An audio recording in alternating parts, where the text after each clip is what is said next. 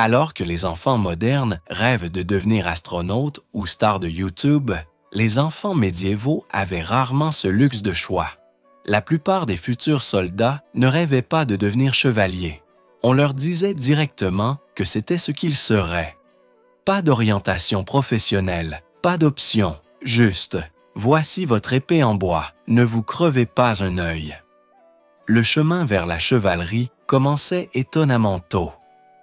À 7 ans, oui, 7 ans, quand la plupart des enfants d'aujourd'hui découvrent encore les tables de multiplication. Les garçons étaient envoyés pour devenir écuyers. Ce n'étaient pas des tâches typiques comme sortir les poubelles ou nourrir le chien.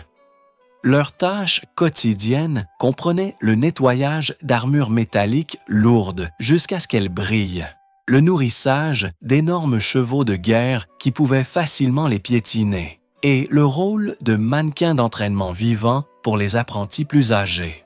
Ces pauvres enfants étaient essentiellement des mannequins de combat vivants, apprenant l'art de ne pas mourir avant même de comprendre ce que signifiait la mort.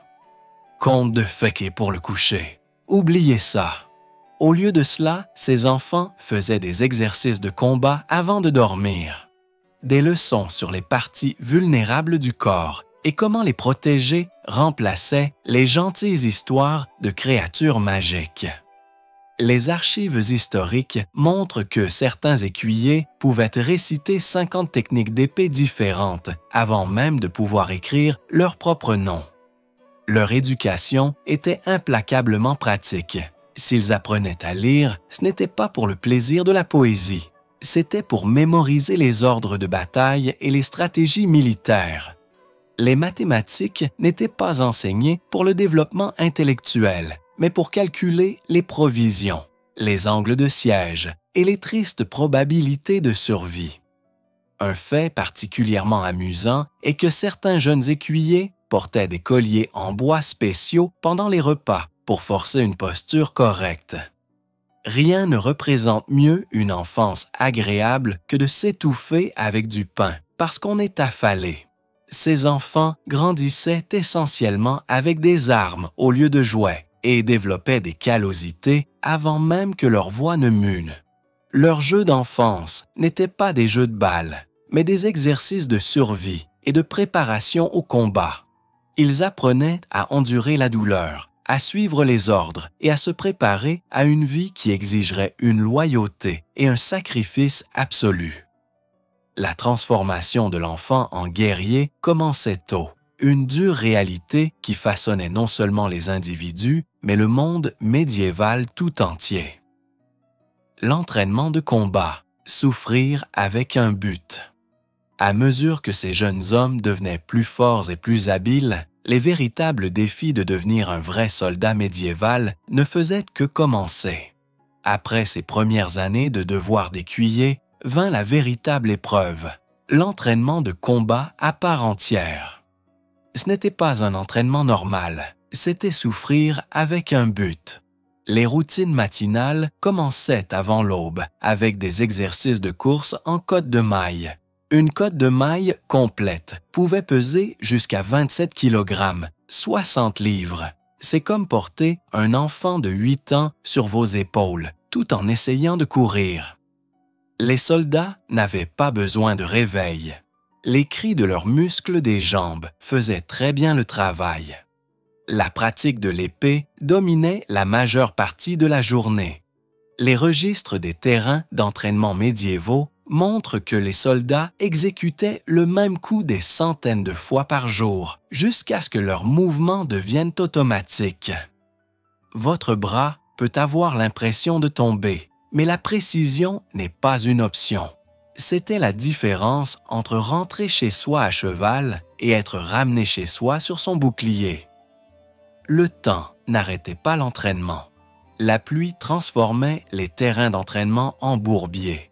La neige engourdissait les doigts jusqu'à ce que tenir une arme devienne un défi en soi. La chaleur transformait les armures en cocottes personnelles. Un récit historique d'un maître d'entraînement du XIIIe siècle a noté que les hommes qui se plaignent des conditions trouveront les conditions de bataille considérablement moins confortables. La lutte constituait une autre pierre angulaire brutale de la préparation au combat. Les soldats apprenaient à saisir, à lancer et à maîtriser leurs adversaires. Des compétences qui pouvaient leur sauver la vie s'ils perdaient leurs armes au combat. Ces matchs de lutte attiraient souvent des foules de soldats en congé qui pariaient sur les résultats, transformant la douleur en divertissement. La nourriture pendant l'entraînement était basique, mais copieuse. Les armées comprenaient que des soldats affamés ne pouvaient pas s'entraîner efficacement. Une ration quotidienne typique comprenait 1 kilo de pain, 1 livre de viande ou de poisson, et du vin ou de la bière diluée dans de l'eau. Le régime alimentaire était conçu pour développer la force, pas la délicatesse. Les soldats médiévaux ne se souciaient pas de compter les calories. Ils se souciaient de compter le nombre de coups qu'ils pouvaient encaisser avant de tomber. Le sommeil venait rapidement pour les recrues épuisées, souvent sur des matelas de paille et dans des quartiers partagés où les concours de ronflement rivalisaient en intensité avec les exercices de combat de la journée. La maîtrise mentale, au-delà des muscles. L'entraînement physique façonnait leur corps, mais les batailles exigeaient plus que de simples muscles. Un soldat devait également maîtriser les défis mentaux de la guerre. Contrairement à la croyance populaire, les batailles médiévales n'étaient pas de simples bagarres chaotiques où tout le monde brandissait des armes jusqu'à ce qu'un camp s'enfuit. C'étaient des bagarres chaotiques avec un plan. L'aspect mental de la guerre était aussi important que la force physique, bien que, il faut l'admettre, moins impressionnant lors des fêtes. Les soldats passaient des heures à mémoriser les signaux du champ de bataille. Les trompettes, les tambours et les drapeaux transmettaient des ordres spécifiques qui devaient être compris instantanément. Un seul souffle raté pouvait signifier charger alors que vous devriez vous retirer. Une erreur que peu de gens commettaient 2 fois. Les commandants médiévaux ont dû inventer des dizaines de signaux parce que courir pour sauver leur vie exigeait au moins 15 variations différentes. Les formations étaient cruciales pour la survie. Le mur de bouclier, où les soldats verrouillaient leurs boucliers ensemble pour créer une barrière presque impénétrable, exigeait une coordination parfaite. Un seul soldat, s'arrêtant pour se recoiffer, pouvait faire s'effondrer le mur entier et entraîner la mort de tout le monde. L'exercice de travail d'équipe le plus ancien enregistré dans l'histoire médiévale. Cela explique pourquoi rester en formation était crié plus souvent que les véritables cris de bataille. Des documents du 14e siècle révèlent que certaines armées pratiquaient la formation et la réorganisation des rangs jusqu'à 20 fois par jour. La discipline requise était énorme, surtout lorsque les flèches volaient au-dessus de nos têtes et que l'instinct naturel était de se baisser, de courir ou les deux. La communication silencieuse est également devenue essentielle. Les gestes des mains permettaient aux soldats de se coordonner sans alerter les ennemis de leurs mouvements. Un manuel militaire médiéval de 1326 énumérait 42 signaux manuels différents pour les actions courantes sur le champ de bataille. Ceux-ci comprenaient des signaux pour les archers ennemis devant, la cavalerie qui s'approchait et le commandant à mauvaise haleine, mais ne le mentionnait pas. Pour la cavalerie, les défis mentaux étaient multipliés. Les cavaliers devaient contrôler leurs chevaux tout en maniant des armes et en restant en formation. Des études sur les programmes d'entraînement de la cavalerie montrent que les cavaliers passaient 3 fois plus d'heures en exercice de coordination qu'en pratique d'armes réelles. Les chevaux ne se souciaient pas des plans de bataille ou de la gloire. Ils voulaient juste savoir pourquoi les humains insistaient pour courir vers les effrayantes choses métalliques au lieu de s'enfuir. Plus d'une bataille fut décidée lorsque les chevaux prirent la sage décision de battre en retraite sans demander la permission. Le plus impressionnant peut-être était la force mentale nécessaire pour marcher au combat en connaissant les chances de survie. Les registres indiquent que lors de certaines batailles majeures, jusqu'à 50% de l'infanterie de première ligne ne survivait pas à sa première rencontre. En gros, les plans de bataille médiévaux se résumaient à « la moitié n'y arrivera pas ». Mais nous sommes à peu près sûrs de quelle moitié, alors restez là. Si ces aspects mentaux étaient inculqués aux soldats de carrière, les villageois enrôlés avaient une courbe d'apprentissage beaucoup plus raide. Le plus impressionnant peut-être était la force mentale nécessaire pour marcher au combat en connaissant les chances de survie. Les registres indiquent que lors de certaines batailles majeures, jusqu'à 50% de l'infanterie de première ligne ne survivait pas à sa première rencontre. En gros, les plans de bataille médiévaux se résumaient à « la moitié n'y arrivera pas, mais nous sommes à peu près sûrs de quelle moitié, alors restez là ». Si ces aspects mentaux étaient inculqués aux soldats de carrière, les villageois enrôlés avaient une courbe d'apprentissage beaucoup plus raide. Le recrutement, de la promesse à la contrainte. Trouver ces nouvelles recrues nécessitait un ensemble de compétences spécifiques. Le recrutement médiéval n'était pas exactement une foire de l'emploi avec des stylos gratuits et des promesses de couverture dentaire. La méthode du crieur public était peut-être la plus simple. Un représentant royal apparaissait sur la place du village et annonçait que le roi avait besoin de combattants. Ces annonces incluaient généralement des phrases excitantes comme « service obligatoire » et « le refus d'obtempérer est passible de la potence ». Rien ne motive les recrues potentielles comme la combinaison parfaite de patriotisme et de menaces à peine voilées. Contrairement aux récits romantiques de volontaires se précipitant pour défendre leur patrie, de nombreuses armées médiévales dépendaient fortement du recrutement forcé. Les archives de la guerre de Cent Ans montrent que les rois anglais exigeaient souvent que chaque comté fournisse un nombre précis d'hommes aptes au service. Les anciens du village avaient alors la désagréable tâche de décider quels jeunes hommes seraient envoyés. Les critères de sélection se réduisaient souvent à « qui pouvons-nous nous permettre de perdre le plus de la récolte ?» Pour ceux qui ne pouvaient être persuadés par des discours patriotiques ou des menaces directes, il y avait toujours la corruption. Un livre de recrutement français du 14e siècle montre des paiements allant de 3 mois de salaire en avance à des promesses de terre après le service. Beaucoup acceptaient ces offres simplement parce qu'elles leur permettaient de vaincre la faim. Les slogans de recrutement médiévaux auraient pu être « Rejoignez l'armée ». Vous pourriez mourir, mais au moins ce ne sera pas de faim. Les campagnes de recrutement en prison fournissaient une autre source de chair à canon. Les condamnés se voyaient souvent offrir le choix entre pourrir dans des cachots ou tenter leur chance sur le champ de bataille. Beaucoup optaient pour cette dernière solution, arguant que les flèches au moins vous tuaient plus vite que les maladies de la prison. Les historiens militaires estiment que, dans certaines campagnes, jusqu'à 20% des forces étaient composées d'anciens prisonniers, prouvant que les secondes chances s'accompagnaient parfois de conditions extrêmement dures.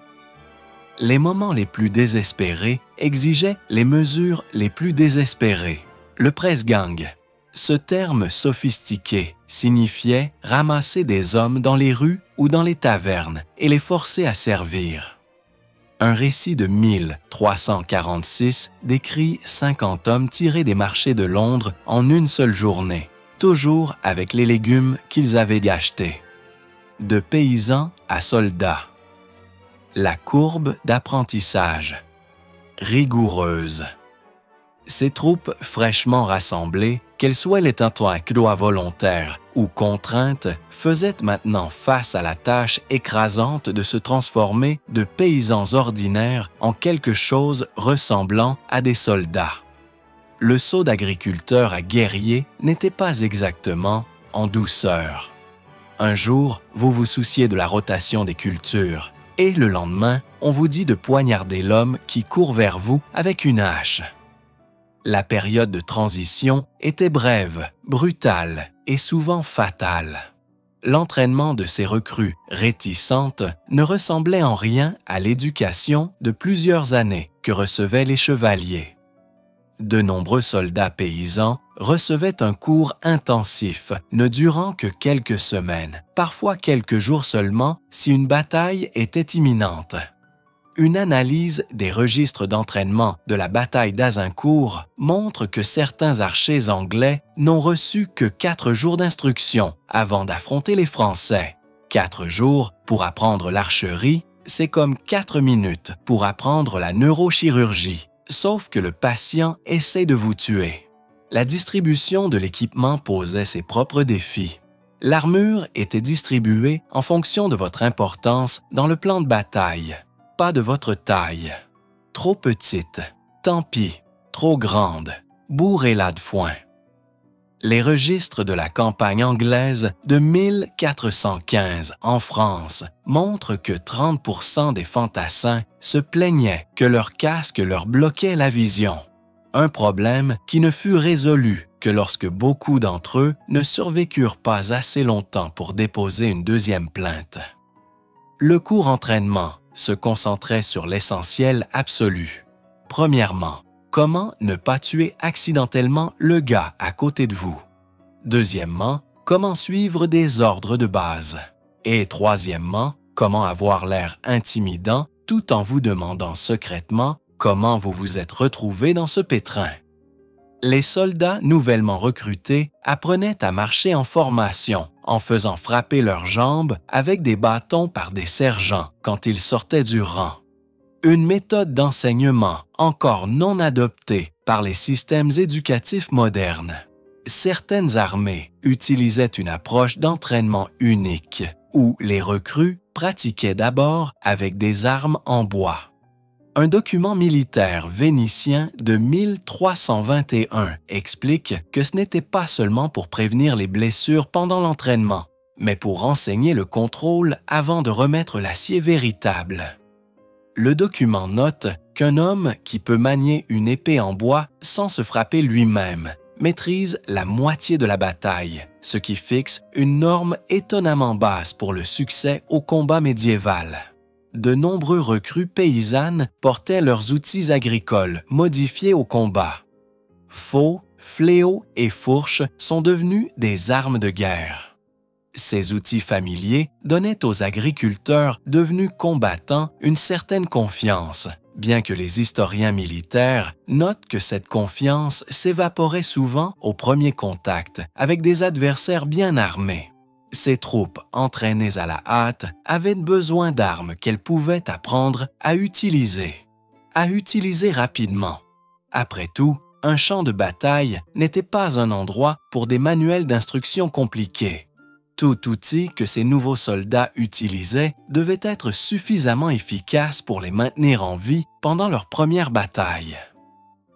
L'arsenal du soldat, armes et armures.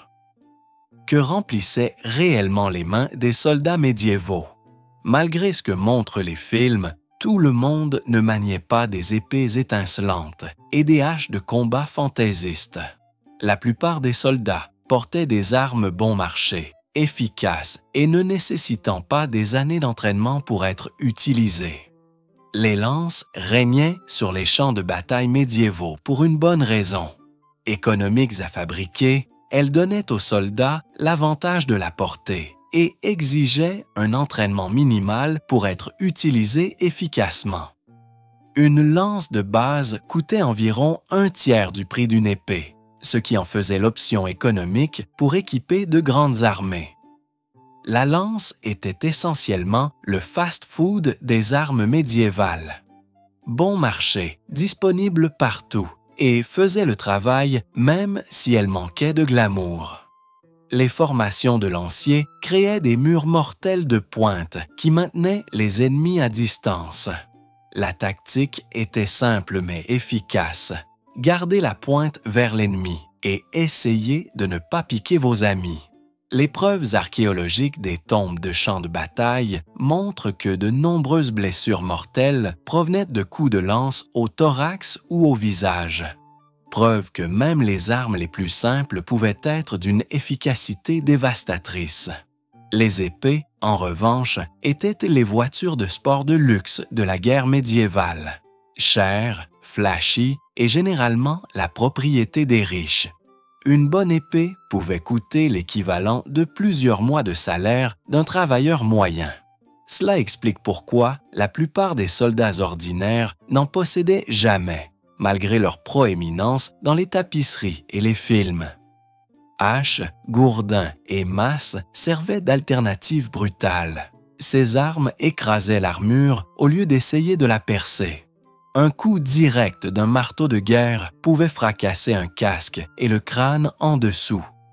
Les registres de la bataille de Towton en 1461 montrent des blessures crâniennes indiquant une force énorme, certaines avec des indentations parfaites en forme de marteau. De nombreux soldats paysans modifiaient simplement leurs outils agricoles habituels. Les fléaux utilisés pour battre le grain devenaient des fléaux de guerre. Les faux étaient transformés en armes d'astes féroces. Ce recyclage d'armes était pratique et psychologiquement réconfortant. Les soldats pouvaient manier des outils qu'ils savaient déjà utiliser. L'efficacité sur le champ de bataille l'emportait toujours sur la beauté. Une épée pouvait gagner des duels en poésie, mais un fermier avec un bâton pointu pouvait vous gâcher la journée si vous ne faisiez pas attention. Les armes étaient indéniablement brutales, mais elles ne racontaient que la moitié de l'histoire. L'armure médiévale illustre l'une des vérités éternelles de la guerre. Rester en vie signifie souvent sacrifier le confort. L'évolution de l'armure raconte l'histoire de soldats essayant désespérément de ne pas mourir tout en restant mobiles.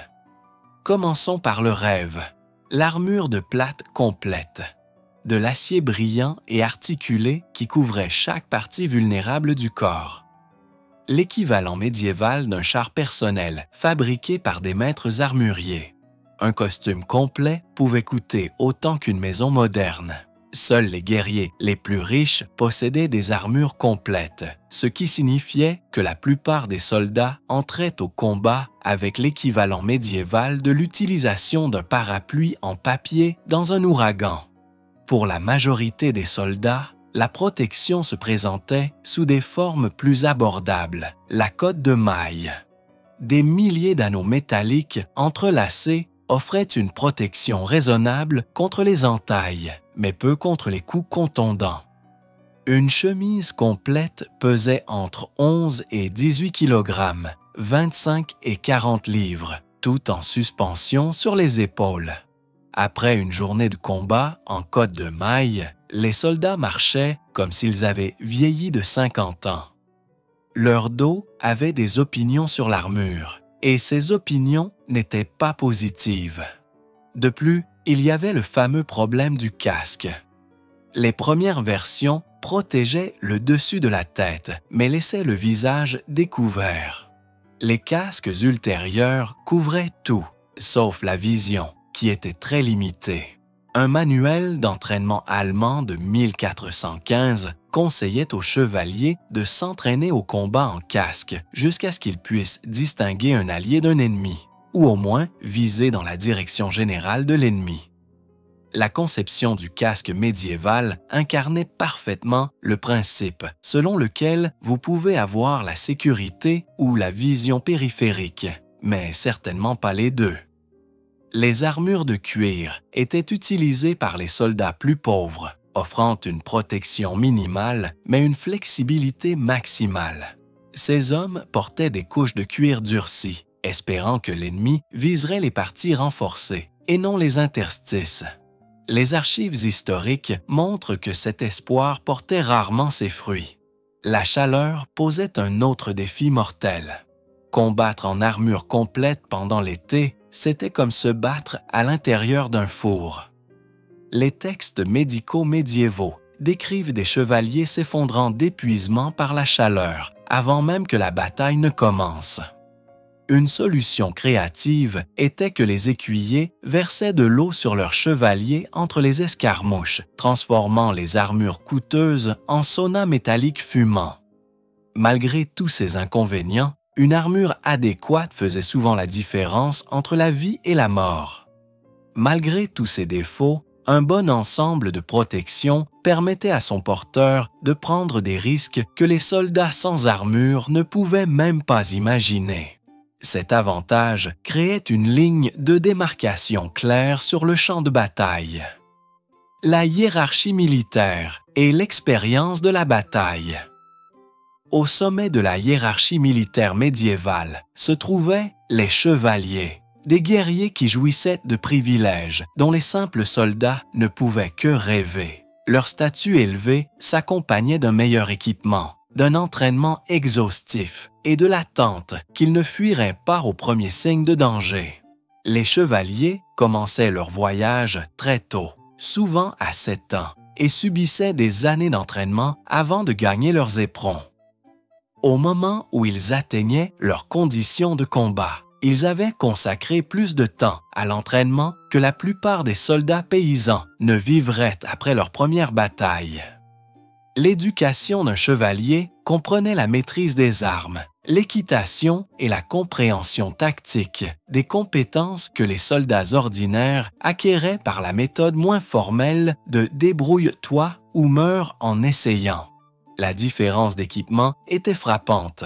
Alors que les fantassins espéraient un casque qui ne les aveuglerait pas, les chevaliers chevauchaient au combat en armure complète, portant des armes sur mesure et montés sur des chevaux de guerre spécialement élevés, qui coûtaient plus que ce qu'un paysan gagnerait de toute sa vie. Ces chevaux de guerre n'étaient pas les canassons de ferme typiques. C'étaient des animaux massifs, mesurant jusqu'à 18 mains et pesant plus de 900 kg, 2000 livres. Élevés pour leur force et leur courage. Le champ de bataille médiéval avait une division de classes claires. Les chevaliers pouvaient crier « chargez », tandis que les fantassins, en silence, ajoutaient directement aux lances qu'ils avaient dans la tête. Les chevaliers s'entraînaient à des exercices de combat élaborés appelés mêlées, essentiellement des bagarres organisées à cheval, où des nobles guerriers s'entraînaient à s'entretuer avec des armes contondantes. Les archives historiques montrent que ces séances d'entraînement étaient parfois mortelles. Lors d'un tournoi en 1241, 7 chevaliers sont morts lorsqu'une mêlée d'entraînement s'est transformée en une véritable bataille. Apparemment, les chevaliers médiévaux avaient du mal à saisir le concept de compétition amicale lorsqu'ils tenaient des objets tranchants. Malgré leur statut privilégié, les chevaliers n'avaient pas la tâche facile. Ils consacraient des heures quotidiennes à l'entraînement physique, souffraient de blessures chroniques et devaient entretenir un équipement coûteux. Beaucoup s'endettaient juste pour maintenir les apparences. Être chevalier signifiait équilibrer la gloire d'un statut d'élite avec des réalités pratiques comme apprendre à dormir dans du métal et essayer de ne pas tomber d'un cheval avec 27 kg d'armure. L'entraînement de ces guerriers d'élite fournissait un cadre pour le succès sur le champ de bataille. Mais l'expérience enseignait ce qu'aucune pratique ne pouvait. L'apprentissage par le combat et l'héritage. La réalité brutale du combat médiéval, où même le meilleur entraînement pouvait être gâché par une seule erreur ou un coup de malchance. On pouvait s'entraîner pendant des années, mais rien n'enseignait plus vite que d'être pris en embuscade dans la boue. La véritable éducation des soldats médiévaux commençait lorsque la première flèche sifflait. Soudain, tous ces exercices prenaient un sens terrifiant. La bataille était chaotique, assourdissante et rien à voir avec la pratique. Les formations ordonnées se fracturaient dès que le combat commençait. Les récits de la guerre de Cent Ans en décrivent comment les nouvelles recrues étaient complètement paralysées en expérimentant le combat pour la première fois, leurs esprits incapables de traiter la surcharge sensorielle. La survie enseignait des leçons qu'aucun maître d'entraînement ne pouvait. Les soldats médiévaux apprenaient rapidement à identifier quel son signifiait un danger immédiat, le sifflement distinctif d'une volée de flèches ou le martèlement des sabots de la cavalerie.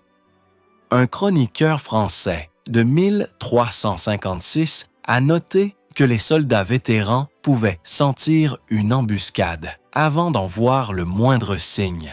La compétence la plus importante que les vétérans développaient n'était pas la maîtrise sophistiquée de l'épée, c'était de savoir quand s'enfuir. Les manuels de bataille médiévaux ne le mentionnent pas, mais les tombes sur les champs de bataille racontent l'histoire. Ceux enterrés avec des blessures dans le dos prenaient souvent la décision la plus sage que ceux avec des blessures dans la poitrine. Le combat enseignait une efficacité brutale. Les vétérans apprenaient à frapper dans les fissures de l'armure, les selles derrière le genou ou les fentes des casques. Un journal de champ de bataille, retrouvé datant de 1403, décrit un vétéran instruisant les nouvelles recrues d'oublier tout le reste, poignarder simplement là où ils respirent. Le leadership émergeait de l'expérience plus que du rang. Les hommes suivaient ceux qui les maintenaient en vie. Les registres militaires montrent que les promotions sur le champ de bataille revenaient souvent aux simples soldats qui faisaient preuve de sang-froid sous le feu, plutôt qu'à ceux ayant des liens nobles. La survie créait une fraternité qu'aucun terrain d'entraînement ne pouvait forger. L'expérience partagée de la confrontation avec la mort créait des liens entre soldats qui duraient toute une vie. Les séquelles de la guerre médiévale étaient rarement glorieuses. De nombreux soldats ne rentraient jamais chez eux. Leurs corps étaient abandonnés dans des tombes anonymes, loin de leurs familles et de leurs amis. Ceux qui survivaient portaient plus que des cicatrices physiques. Pour les chanceux qui survivaient à de multiples campagnes, le retour à la vie civile les attendait. Certains commandants chevaliers recevaient des concessions de terre et des titres. Les registres de l'Angleterre normande du XIe siècle montrent qu'environ un tiers des chevaliers de Guillaume le Conquérant furent récompensés par des propriétés après son invasion. Les simples soldats faisaient face à des réalités plus dures. La plupart retournaient aux fermes et aux métiers qu'ils avaient laissés derrière d'eux, emportant avec eux des blessures qui rendaient le travail manuel difficile. Les régimes de retraite médiévaux consistaient principalement à essayer de ne pas mourir de faim et à espérer que leurs enfants s'occuperaient d'eux. Certains vétérans ont transformé leurs expériences en de nouvelles carrières. D'anciens soldats sont devenus instructeurs militaires, armuriers ou mercenaires, vendant leurs compétences aux plus offrants. Une étude des contrats de mercenaires du 14e siècle révèle que les vétérans pouvaient gagner 3 fois plus que ce qu'ils gagnaient en tant que soldats réguliers. Beaucoup ont transmis les connaissances durement acquises. Les méthodes d'entraînement ont évolué en fonction des expériences sur le champ de bataille, chaque génération apprenant des erreurs de la précédente. L'héritage le plus durable fut culturel. Les récits de bataille ont façonné la compréhension de la bravoure, du sacrifice et de l'honneur dans la société médiévale. À travers les chants, les histoires et les monuments, les soldats médiévaux, autrefois des gens ordinaires, sont devenus les fondements de légendes qui continuent de nous fasciner.